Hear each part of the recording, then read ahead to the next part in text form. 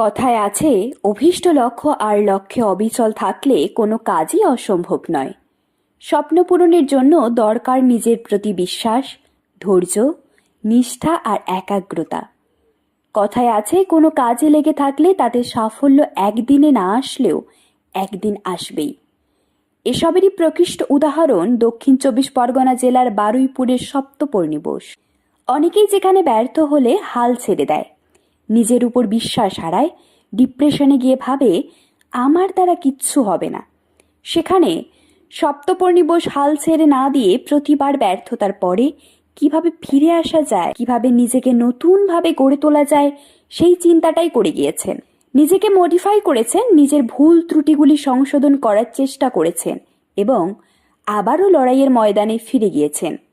একবার দুবার নয়, ৫বার অডিশন দিয়ে ব্যর্থ হয়েছিলেন। চেষ্টা করেও ভাগ্যের শিখে ছেড়েনি। অবশেষে ৬ষ্ঠবারের অডিশনে সুযোগ আসে। দক্ষিণ ২৪ পরগনার সপ্তপর্ণী সুযোগ পায় সারেগামাপায়ের গ্র্যান্ড অডিশনে। অবশ্য তার কাছে বাংলার এই সবচেয়ে বড় গানের রিয়ালিটি শো সারেগামাপায়ের মঞ্চটা একেবারেই নতুন ছিল না। এর আগে গ্র্যান্ড অডিশন বা মূল পর্বে কোনোদিন সুযোগ না পেলেও কোকিলকণ্ঠী সপ্তপর্ণী নিজের প্রতিভা ও দক্ষতার জেরে সুযোগ পেয়েছিল সারেগামাপায়ের মঞ্চে ব্যাকআপ ভোকালিস্ট হিসেবে। সুনামের সঙ্গে পারফরমেন্স করে যাচ্ছিলেন কোরাস টিমের সঙ্গে।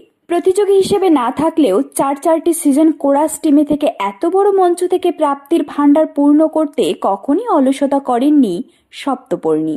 কাছ থেকে প্রত্যেক প্রতিযোগীর লড়াই, বিচারকদের মূল্যবান মতামত, বিভিন্ন সময়ে প্রখ্যাত শিল্পীদের উপস্থিতি ও মতামতে সবই যেন সপ্তপর্ণীকে প্রতিনিয়ত সমৃদ্ধ করে তুলেছিল বারবার। কোরাস টিমের মেম্বার হিসেবেই সেই জার্নিটা সপ্তপর্ণীর কাছে যেমন ভালো ছিল, তেমনই আবার তার কাছে কিছুটা খারাপ লাগারও ছিল।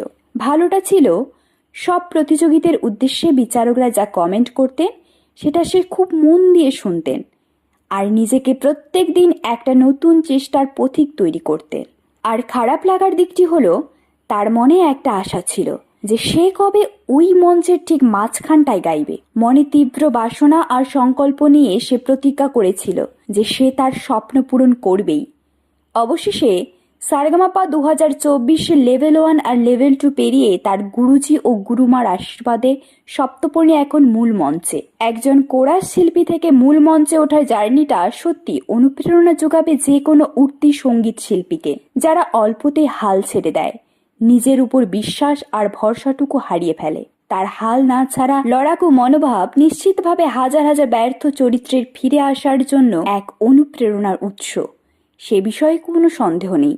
মূল মঞ্চের প্রতিটি পর্বে সপ্তপর্ণী যেন নিজেকে নতুনভাবে মেলে ধরার চেষ্টা করছে। প্রতিটি পারফরমেন্স দারুণভাবে প্রভাবিত করছে বিচারক থেকে দর্শকদের। রূপঙ্করের সাথে বাঘী সিনেমার ছমছম গানটি গেয়ে রীতিমতো হইচই ফেলে দিয়েছিল সপ্তপর্ণী।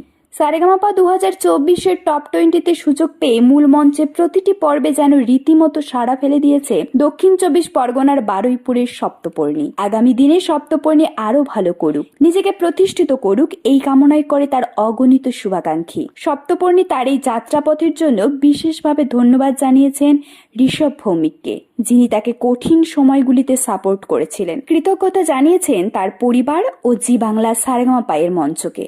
এরকম তথ্যমূলক ও অনুপ্রেরণামূলক ভিডিও পেতে আপনারা ফলো করবেন আমাদের একমাত্র ফেসবুক পেজ দ্য বংস প্রেস এবং সাবস্ক্রাইব করবেন ইউটিউব চ্যানেল দ্য বংস প্রেস। সকলের তরে সকলে আমরা, প্রত্যেকে আমরা পরের তরে। ধন্যবাদ, ভালো থাকবেন।